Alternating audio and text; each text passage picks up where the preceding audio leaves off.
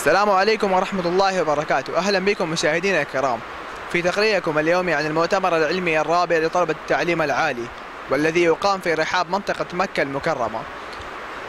نتحدث اليوم مع أحد الطلاب الذين قدموا بحثهم في هذا المؤتمر. أنا عبد العزيز معيض المالكي من كلية الطب والجراحة بجامعة الطائف. أخي عبد العزيز، ما انطباعك عن المؤتمر وكيف رأيت التنظيم والاستقبال؟ الحقيقة أنا بهرت تماما بالتنظيم والاستقبال، وأشكر لكم جهودكم المكثفة. عزيزي عبد العزيز، حدثنا عن نوع البحث الذي قدمته في المؤتمر، وهل نال رضا بعض أعضاء اللجنة أم كيف كان تقييمهم لهذا البحث؟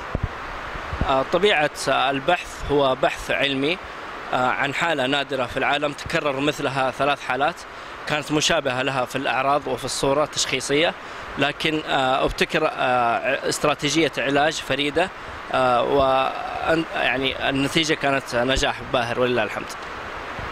هناك العديد من الطلاب يتمنون أن يكونوا في مكانك الذي تقف فيه الآن.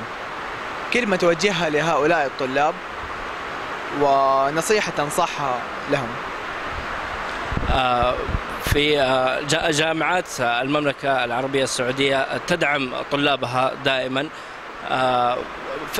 في جميع المجالات، ليست فقط في مجال البحث، في جميع، إذا كان لديه مواهب، إذا كان لديه أبحاث، فبإذن الله يجد البحث. وهذه المؤتمرات العلمية تأتي في كل سنة، وإن شاء الله يجدون فرصة فيها بإذن الله.